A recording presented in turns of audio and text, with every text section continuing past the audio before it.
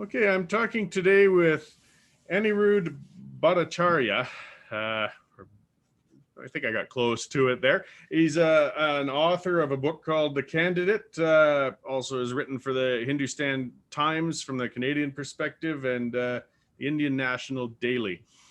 Just to give a quick bit of background, I'd spoken with Dr. Anmol Kapoor a couple of weeks ago in interest on what's going on in India with these farm protests. We're hearing a lot of press. We got celebrities coming out. We've got unions coming out, different perspectives, and a lot of confusion.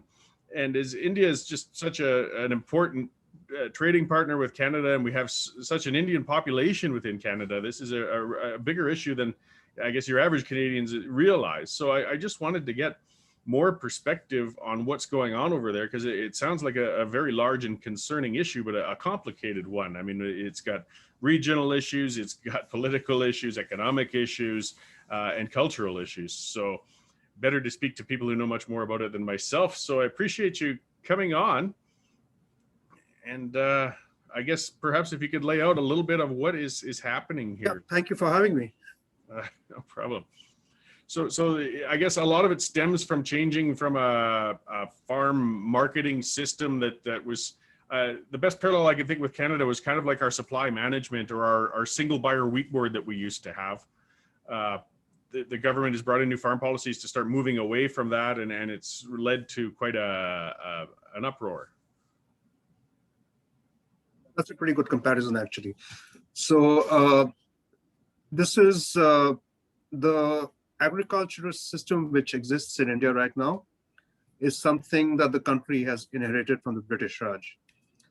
And the British Raj put in place a system so that the farmers would stay more or less servile. They would be bound to a particular outlet.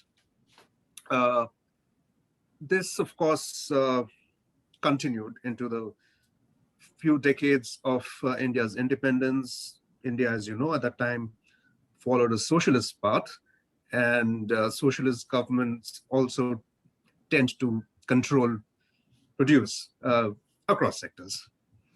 Now, over the last couple of decades, there's been a fair amount of consensus within the Indian political system that reforms are required. And virtually all the opposition parties that are in the opposition now have stated that these reforms are necessary. And, you know, when this government brought in the ordinance about a year back, the current government in New Delhi, there wasn't much discussion about it. Then the laws were passed, and, you know, most people thought that this was not going to be controversial. But then politics came into play. So what's happening with these reforms is basically right now India has what is called a mandi system. A mandi is basically an agricultural produce marketing body committee, which controls this one outlet where farmers from the area have to come and sell their produce. They cannot sell it elsewhere. What these reforms do is that the farmers can actually sell them outside the mandi as well. The mandi system remains. They can also sell it to corporate buyers. They can do contract farming. They have various. They can sell their produce online. So there's a lot more competition which comes into the market. Now the mandi system, unfortunately, has been riddled with corruption and middlemen. And when there is corruption and middlemen, there's always the involvement of politics. And politicians benefit from that. And that's particularly true in parts of northern India, especially in the Punjab and contiguous areas of the states of Haryana and Uttar Pradesh, which is where all the protesters are coming from in India, because their political systems are more or less managed and funded through these middleman networks. So you can see that, you know, there is a political interest in there. You know, that's basically a short explanation of what's going on in India right now. Protests are essential to a democracy. They always are, especially if they're peaceful protests. Now, these protests have been continuing now for 3 months. Now, in Canada, you've heard a lot about how this government, the Indian government, and I'm not a spokesman for the Indian government, and I have people who know me know that I've been a great critic of its economic policies. This is probably the first time I thought they got something right, so which is weird. So what happened is, so these farmers have been protesting. Farmers groups have been protesting for about three months. It's not the 250 million figure that you'd hear about. You can't. I mean, where would you fit 250 million people for a protest? It's probably about less than 1% of the number. These protests have not spread anywhere else in India. They still are very limited to this particular belt, because this belt benefits the most from the system which is in place. Now, let's talk about what's going on with environmental groups and various celebrities criticizing this freedom of speech. That's an expression is great. So I can't criticize that. On the other hand, when environmental groups criticize it, and I come to this as a person who worked in the environment sector, I find it kind of strange, for the simple reason that a couple of outcomes of the system which is in place right now, the old Mandi system and the minimum support price system, is that there is stubble burning in places like Punjab. There is depletion of groundwater because for a fairly arid region, they're growing very water intensive crops. And that is essentially because they get higher prices for it, which are assured by the government under the minimum support price regime. And the third thing is, because they want to grow more crops, because they get prices, again, assured by the government, use of a lot of toxic chemicals, fertilizers, which doesn't work for me as someone coming from it from an ecological point of view. Unfortunately, I find that a lot of my old environmental colleagues apparently seem to not have a problem with it. I hope that makes a little bit of sense to you. A little more. So, I mean, something that really adds to the complexity, which really is confusing to Canadians too, though. So when you're getting north into the Punjab region and such, it does seem there's a bit of a perhaps religious or cultural split between some of the Sikh population or Khalistani movement involved within this too, which kind of adds to complications that we don't necessarily understand over here. I won't say that's true for India, because in India, I don't really think there is a religious divide on this issue. Okay. Because the protesters come from all religions. Protesters, obviously from Punjab, the majority of them are Sikhs, but the protesters from Haryana or Western Uttar Pradesh, as I mentioned, would be more or less more Hindus. Okay. So there is no religious issue. Now, when you talk about Canada, it's a completely different picture, because from what I've seen, the protest movement in Canada has more or less been hijacked by the Khalistanis, the pro-Khalistani elements here. Now, for those who don't know about the Khalistan movement, let me explain that it burgeoned in India during the 1980s. It was a very violent movement. Nearly 20,000 people were killed. It was a movement for creating a separate state, a separate theocratic state of Khalistan out of the state of Punjab in India. And virtually all of Indian political parties were relieved when the movement ended in the 1990s. It really doesn't have a foothold in India at this point in time. Unfortunately, it continues to flourish here. I don't know why bad ideas come abroad and get seeded and grow. This has definitely been hijacked by separatist groups.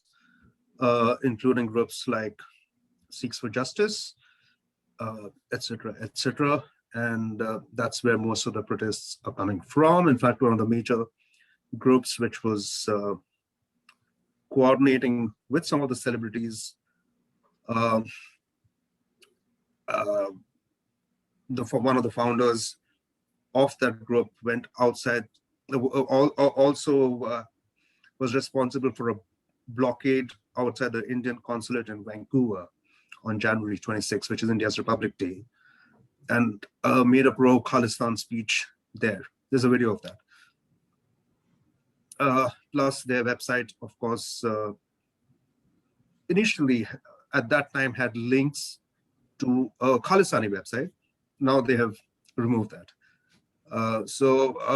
This is very unfortunate in the Canadian context, because what's happening as an outcome of this, because passions have been aroused, is that the larger Indo-Canadian community, which is perhaps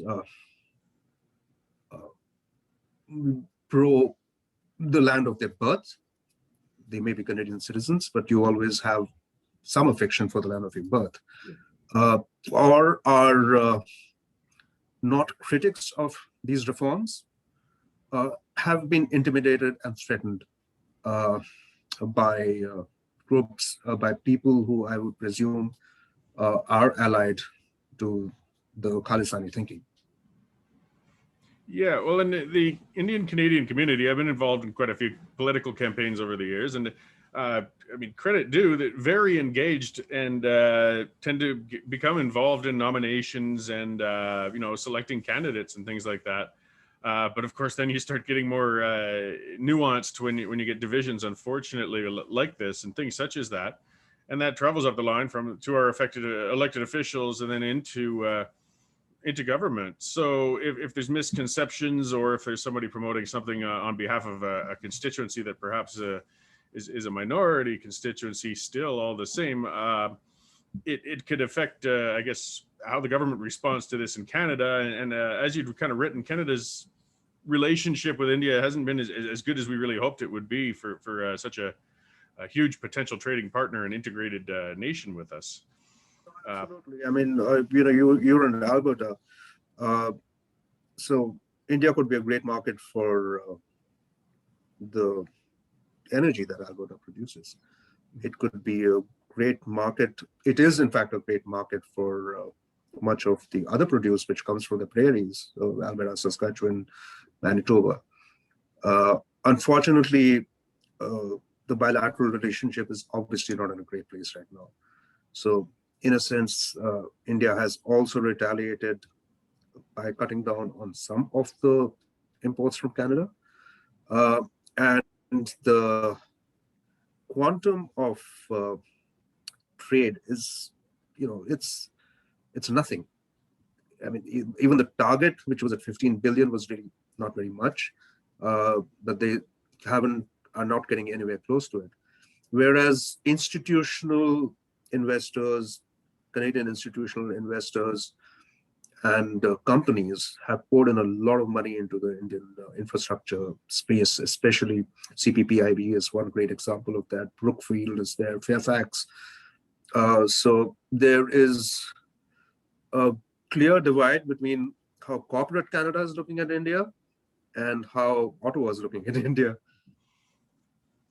Yeah, well, and I guess just for those of us who aren't, watching that closely or immersed in it, we're just quite concerned. As I said, we have a large, and valued Indian Canadian population, and we worry when we see such divisive things going on. And I am hearing about things like people being personally threatened and some very heated, exchanges going on.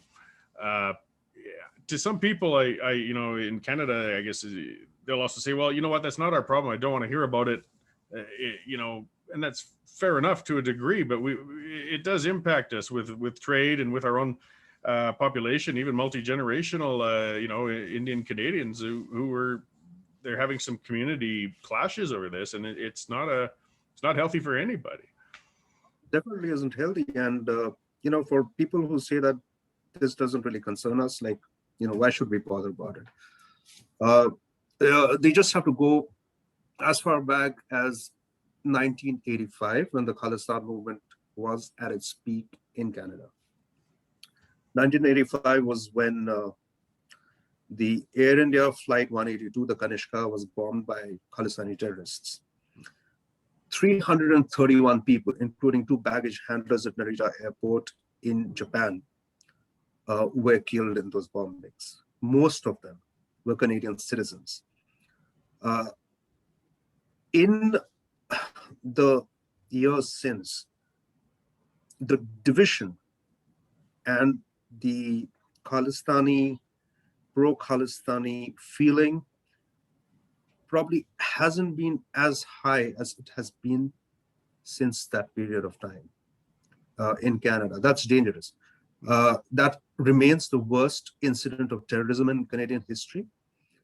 So people, should learn from their own history. And it's as simple as that. You don't want a repeat of that. Khalistani groups remain on the proscribed list for Public Safety Canada. As you know, a couple of years back, the terrorist threats to Canadians, the report which came out from Public Safety Canada also for the first time listed Khalistani groups. Unfortunately, of course, because politics again came in the way, within months, despite Eric Goodale, over Eric Goodale's objections, at least that's what I've heard, the term Khalistani terrorism was removed from that report. And it was completely diluted. Yeah, well, and it's a heated and dicey area, and I remember it well as a young man. I mean, we were horrified with Air India and Inderjeet Singh Malik, and to realize that, we were a nation that hadn't been exposed to such things. We felt it could never happen to us, and it did, and it was an eye opener. And it is good to remind people that these things can impact us as well. I mean, the best cure, I guess, is, for most of us is just to try and educate ourselves as much as possible. As I said, I'm trying not to take a side on this. I just want to learn about it and try to find out what's happening. So I really appreciate you expanding on, the basis of what's going on, because it just does seem to be a developing issue that we're seeing internationally and locally. Even, Americans are speaking up on it, yet there's more to it than one sees right on the surface. What would be good places for people to keep up to date or informed on what's going on with things in India, in the farm protests in particular? Well, the newspaper I represent would certainly be one of them. Mm-hmm. It's called the Hindustan Times, because it's it's very balanced in its approach to this particular issue. So there are obviously a lot of gray zones which exist in any sort of legislation that any democratic government brings in. Nobody's going to agree with every clause of every law. Mm. The important thing to remember here is that the Indian government has not only held 9 rounds of discussions with the leaders of the protesters, the farmers. It has even offered to suspend the implementation of these laws for up to 1.5 years. Unfortunately, the farmers groups have taken a fairly maximalist position, saying that they have to repeal and there is no middle ground. As I said, legislation tends to be flawed. Those flaws can be corrected through amendments, but just asking for a repeal of an entire set of laws, which are actually, in my opinion, necessary reforms, is kind of outlandish. Okay, well, I thank you very much for expanding on it, and we'll be watching closely in future days. I do hope that a productive resolution can come around, because again, the relationship between our countries could have so much more. And we're already so integrated. It's really more important than a lot of people realized. So I'll keep an eye on the Hindustan Times and the MacDonald Laurier Institute and wherever else you may be publishing, and we'll hope for the best. Thank you so much, Corey, for the opportunity, and glad that you're paying attention to this issue. It's important. It is.